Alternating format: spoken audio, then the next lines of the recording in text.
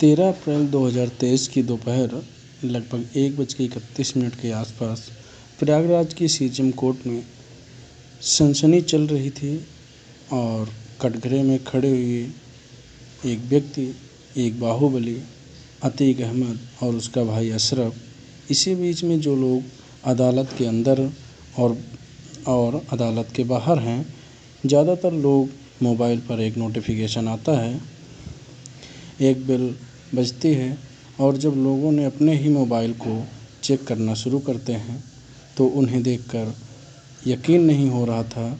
इसके बाद कुछ लोगों ने वेबसाइट को खंगालना शुरू किया तो कुछ लोगों ने एक दूसरे से कंफर्म करना शुरू कर देते हैं। तभी एक व्यक्ति उसे अदालत की कार्रवाई से बाहर निकलता है और बाहर निकालने के बाद फ़ोन मिलाता है और फ़ोन मिलाने के बाद पूछते हैं कि यह जो खबर चल रही है सोशल मीडिया पर, इसमें कितनी प्रतिशत सच्चाई है। तो उधर से आवाज़ आई कि जो न्यूज़ चल रही है उसमें सब 100% सच्चाई है। व्यक्ति अदालत के बाहर से अंदर आता है और अंदर जाने के बाद अतीक के कान में फूंक मारता है, यानी वह बताता है कि एक न्यूज़ है जो सोशल मीडिया पर चल रही है।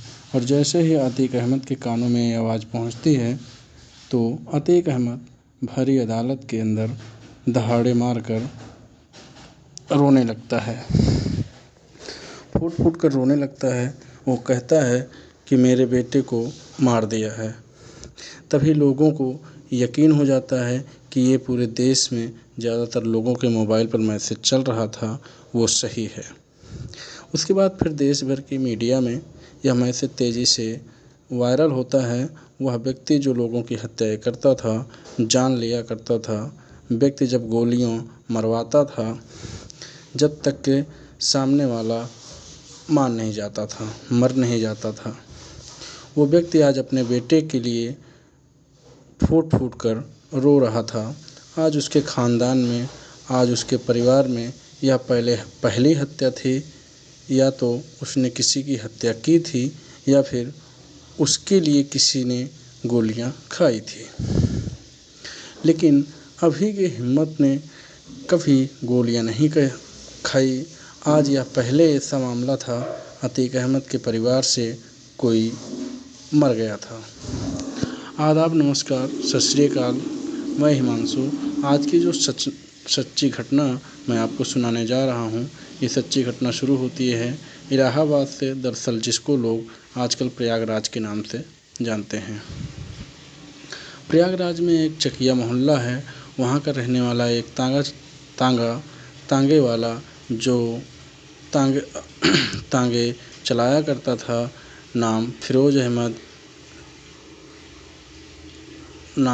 अहमद है कि एक तांगे में सवारी को बैठकर वह कितने रुपए कमाता होगा, बैठाकर कितने रुपए कमाता होगा। उसे तांगे वाले के घर में एक बेटा पैदा होता है जिसका नाम रखा जाता है अतीक अहमद। और अतीक अहमद ने 17 साल की उम्र में पहले मर्डर करता है। तभी से लोगों की जुबान पर उसका नाम सुर्खियाँ लगता है या सुर्खियों में रहता है। उसके इलाके का एक बड़ा बदमाश था, बड़ा गुंडा था। उसका नाम होता है चांद बाबा के साथ जुड़ जाता है और गुंडागर्दी चरण सिंह पर करने लगता है। और तभी से ख्याल आता है कि गुंडागर्दी से कोई भला नहीं होने वाला, बाहुबली बनने से कोई भला नहीं होने वाला, इसलिए राजनीति में आना चाहिए। राजनीति में आने के लिए साल 1989 को विधानसभा की तैयारी करता है, लेकिन चांद बाबा को इस बात पर बहुत गुस्सा आता है। चांद बाबा के इसके बीच में आपस में बिगड़ जाता है और बिगाड़ होने के बाद कुछ ऐसा होता है कि प्रयागराज का रोशनबाग में एक जब्बार होटल है। वहाँ पर ये चांद बाबा इस पर बम मार रहा था, लेकिन किसी न किसी को तो करने नहीं था, मरना ही था। चांद बाबा का चैप्टर हमेशा के लिए क्लोज हो जाता है और अतीक अहमद का चैप्टर की शुरुआत हो जाती है। एक तरफ वो विधायक बन जाता है और साथ ही उसने अपने ही कुछ गुर्गों के साथ और कुछ गुर्गों के साथ मिलकर पैसा कमाना शुरू कर देता है। चाहे किसी की हत्या करना हो, उसे कोई ऐतराज़ नहीं था। कितने लोग ऐसे थे जो डर की वजह से थाने चौकी जाना भी पसंद नहीं करते थे। उन्हें पता था कि एक गया तो हमें थाने चौकी जाकर ये शिकायत की तो परिवार की बाकी लोग भी बर्बाद हो जाएंगे, इसलिए कोई शिकायत करने नहीं जाता था और उसकी शुरुआत हो जाती है। कुछ ऐसे ही लगातार अपराध करता था। बात है साल 1952 की।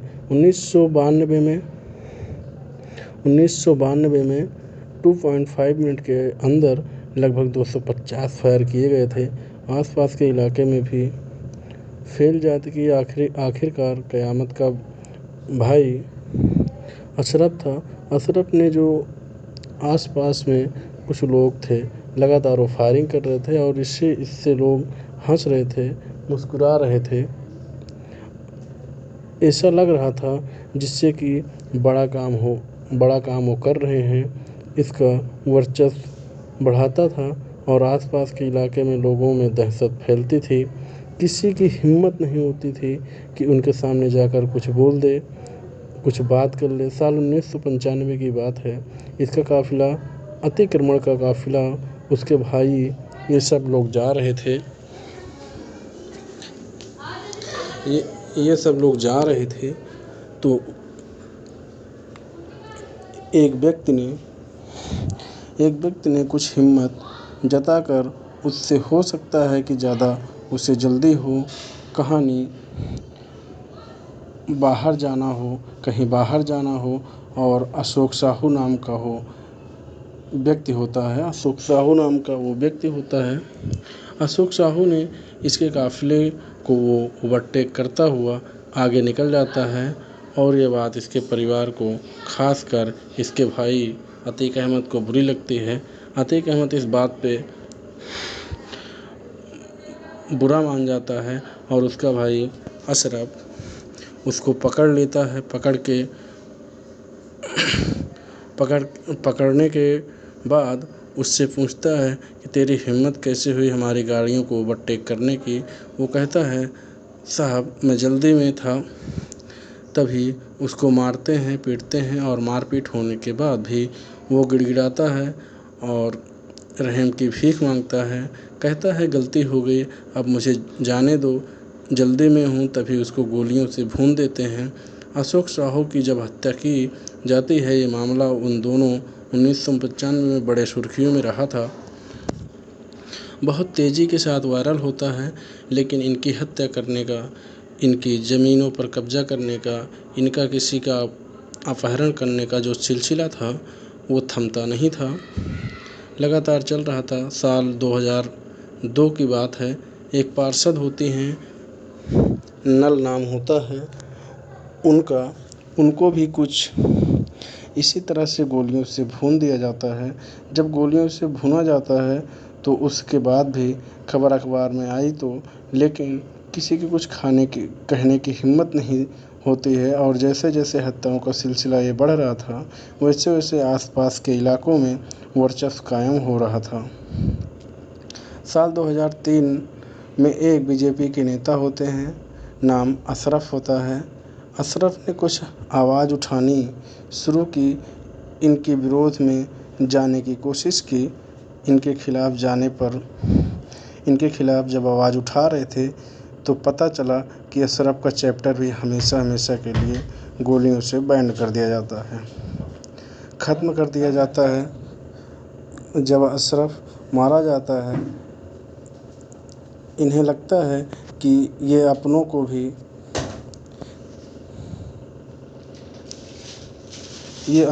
भी नहीं छोड़ते हैं। हालांकि जब ये गोलियां चलाई जाती हैं तो गोलियां यहाँ तो सामने वालों को लगती थी और दूसरी साइड में आई कि हमेशा की साइड में लगती थी। तो इनके पले हुए बहुत सारे ऐसे कर्ज थे जो कम पैसों में सिर्फ खाने पीने या पैसों से वो लोगों को गोलियां खाते थे। इसके परिवार को कभी आँच नहीं आने देते थे। इसी वक्त में आगे बढ़ता और इसी वक्त में बढ़ाने के बाद लगातार 5 बार विधायक रहने के बाद अतीक अहमद का माँ किया उसे फूलपुर से सांसद बना दिया। इसलिए सांसद बन जाता है और अतिक्रमण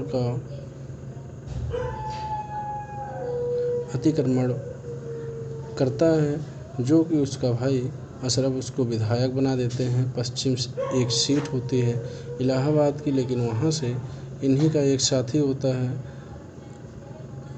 जीनसरत हो जाता है, नाराज़ हो जाता है, नाम राजूपाल होता है। वह पश्चिम की सीट से विधानसभा के इलेक्शन लड़ता है, इलेक्शन जीत जाता है। और ये बात आई है बहुत ज़्यादा ख़राब लगती है। बात है 25 जनवरी 2005 की, जब वो तो बसपा का विधायक होता है, राजपाल जिसका नाम होता है, अपने साथियों के साथ जब एक हॉस्पिटल से अपने घर वापस आ रहा था तो उसे एक दिन उसकी कॉयलिश गाड़ी का पीछा करते करते गाड़ी जब आई है तो एक जगह गाड़ी को रोक दिया जाता है और लगातार एक के बाद एक गोलियां चलाई जाती हैं। यहाँ पर संदीप यादव होता है और देवीलाल, 2 लोगों की मौत हो जाती है। तभी जो उसके साथ होते हैं राजूपाल के, उन्हें लगता है कि अब शायद उनके साथी भी अभी जान बाकी है। गोलियां 10 से ज़्यादा लग चुकी थी। एक टेम्पो में उसको बिठाते हैं और उसकी लाश को या उन्हें लगता है कि ज़िंदा है, इसे हॉस्पिटल लेकर जाएंगे, यह ठीक हो जाएगा। टेम्पो को लेकर जाते हैं, तभी अतीक अहमद के जितने भी लोग थे यहाँ पर गोलियां चला रहे थे। उनको लगता है कि ये अभी बच चुका है, ज़िंदा है। राजपाल बैग गया, इसलिए इसको पकड़ो और उसको पकड़ने के लिए 5 किलोमीटर तक फिल्मी सीन होता। राहत है, टेम्पो आगे है जिसके पीछे राजपाल लेटा हुआ है, खून से लथपथ है और पीछे आई एक अतीक अहमद लोग पीछा कर रहे थे। लगभग 5 किलोमीटर दूर तक दौड़ते हैं और दौड़ने के बाद उसको पकड़ते हैं, फिर से गोलियां मारते हैं। टोटल मिलाकर 19 गोलियां मारकर बसपा विधायक राजूपाल की हत्या कर देते हैं।